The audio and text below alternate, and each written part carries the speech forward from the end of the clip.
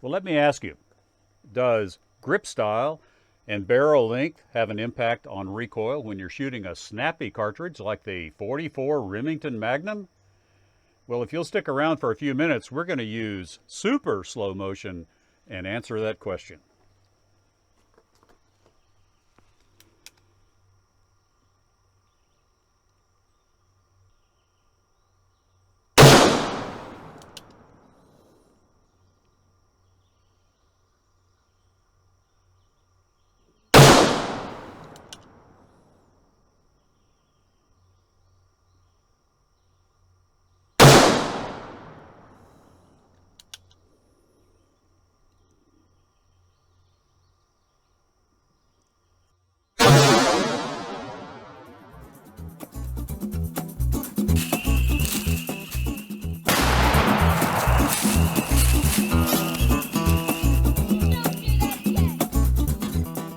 Hi, George here, and welcome to Tales from Target Suite, where I'll share my perspective on guns and shooting, and we'll have some adventures that will make even a grown man smile.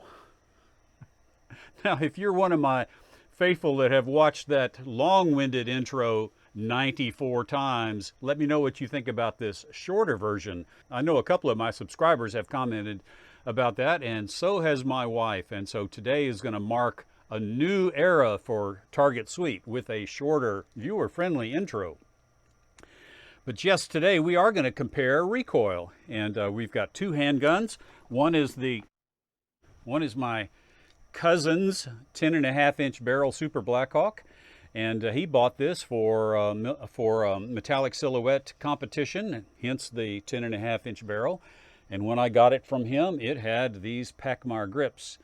And several of you guys mentioned in the comments from my last video, which if you haven't seen, because I really did a lot of shooting with both of these guns, mentioned that and I'll post a link right here so you can check out that video. But anyway, they mentioned that Pachmayr grips would help with this recoil a lot. But let me just say this, and I'll post a little close-up here. When I shot these Pachmayr grips with full house loads on this revolver, it hurt, and you can see why, because the profile is much thinner. Okay, like I said, we're going to shoot 4 rounds here for the slow-mo video, and the rounds we're using are these guys right here. They're hand loads with a 260 grain long wide flat nose bullet from Montana Bullet Works. These are really nice hard cast bullets. They're heavy for caliber, and they are loaded at maximum. And so we're going to impart a lot of energy into the hand with these guys right here. I will shoot 1 round in each of these handguns with the traditional single action wood grips. Then I will use my magic screwdriver and change out to the Pachmayr grips in both of these handguns. And we'll shoot 2 more rounds. And you'll get to see that real-time super slow motion video, and then at the end I will overlay each one, and we'll be able to see, hopefully definitively, whether or not there is a significant difference in recoil between the 10.5-inch barrel and the 7.5-inch barrel, and also between the standard grips and the Pachmayr grips. So let's get shooting.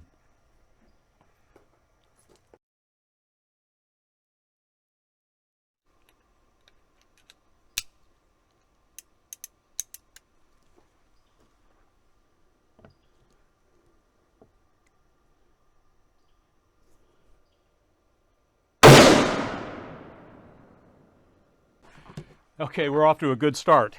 And by the way, I am doing the best I can to maintain a neutral grip, and I'm not holding down or holding up or anything, and I'm just letting all of that recoil hit my hand. So hopefully we'll get unbiased data in those slow-mo videos. Okay, after I got to editing that video, I noticed that the heel of the grip was slapping down on the table, causing a tremendous rotation. I couldn't feel it in my hand, but I sure saw it in the slow motion video. And so what you're going to see in the rest of the slow motion is that I have put some steel targets underneath that can of Steen's Pure Ribbon Cane Syrup to get the grip up off the table. And so for the remainder of the shots, I'm going to show just the slow motion so that you can see a more realistic recoil without the table slap and the over rotation. So let's get back to that super slow-mo.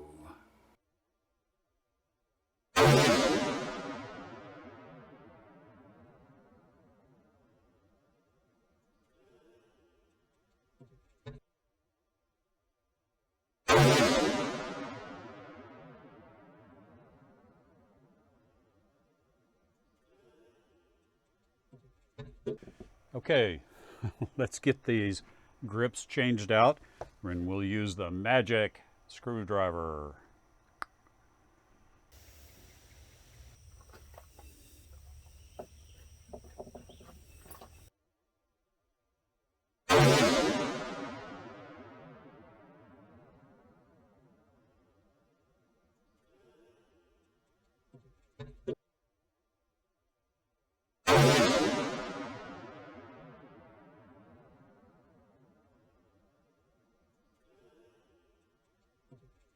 As I said, I'm going to put a collage up there with all 4 images so that you can see all of the recoils at the same time, and then we'll break it down segment by segment and look and see what's happening with each thing. It's not going to be a big deal, but I think it's going to be interesting to see them all together. But before we do that, a little housekeeping. I really need your support.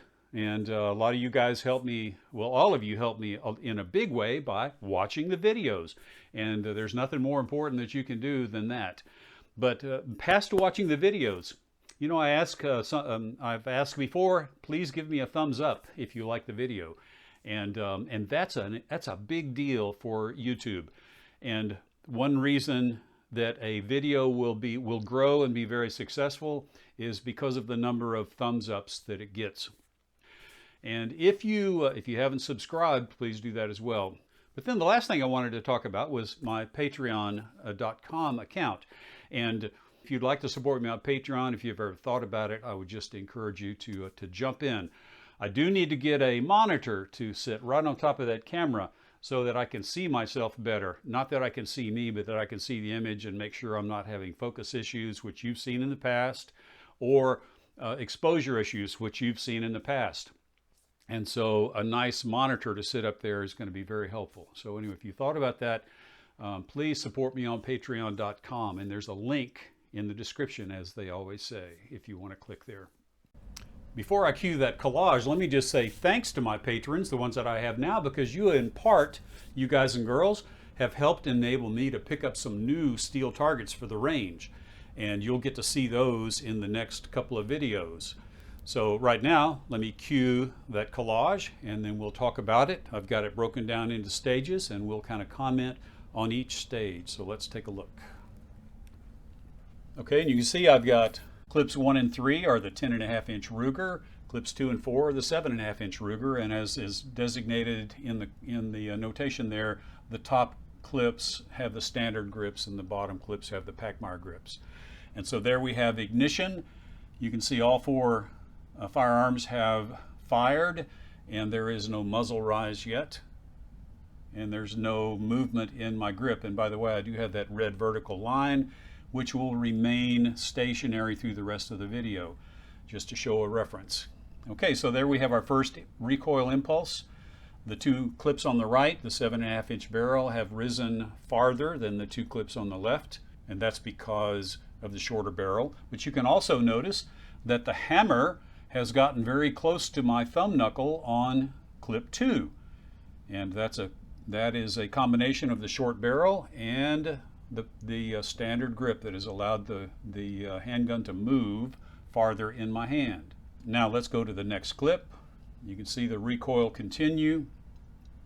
The 2 shorter barrel revolvers have recoiled about the same, and they're both substantially more muzzle flip than the 10.5-inch revolvers.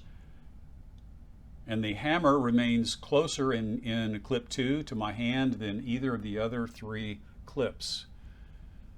And so now let's move on to the next segment of recoil.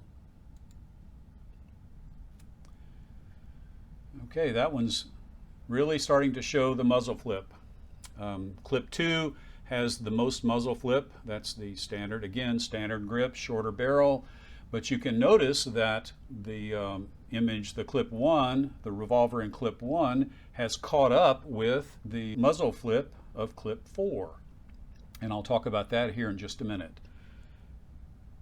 But the least muzzle flip is the long barrel Pachmayr grip. And now we go on with the rest of the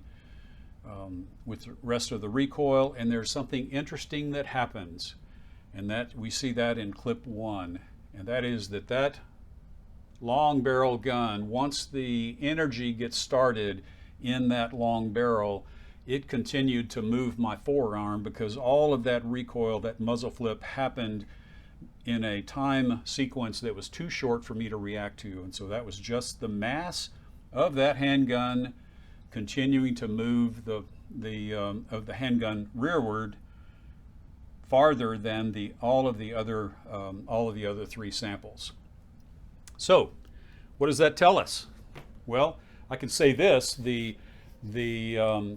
energy when you fire a handgun like that, the energy has got to go somewhere. It's just the laws of physics. And if there's not muzzle flip, the energy going into making the muzzle flip, then that energy is going to transfer into the hand.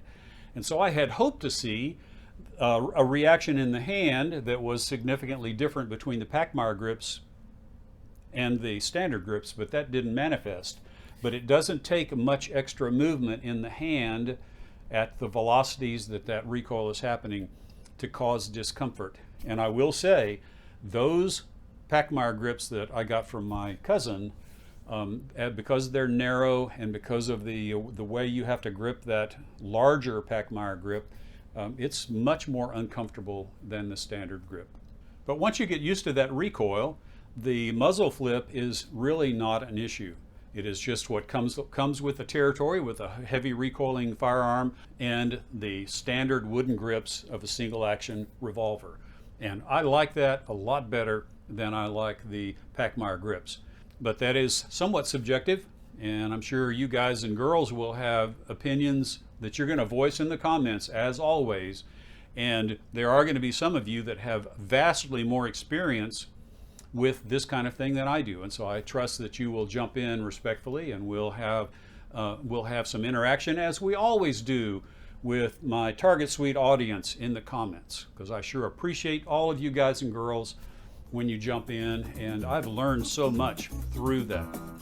So for now, I just want to say thank you for watching, and I'll see you in the next video. And hopefully we'll have those steel targets set up.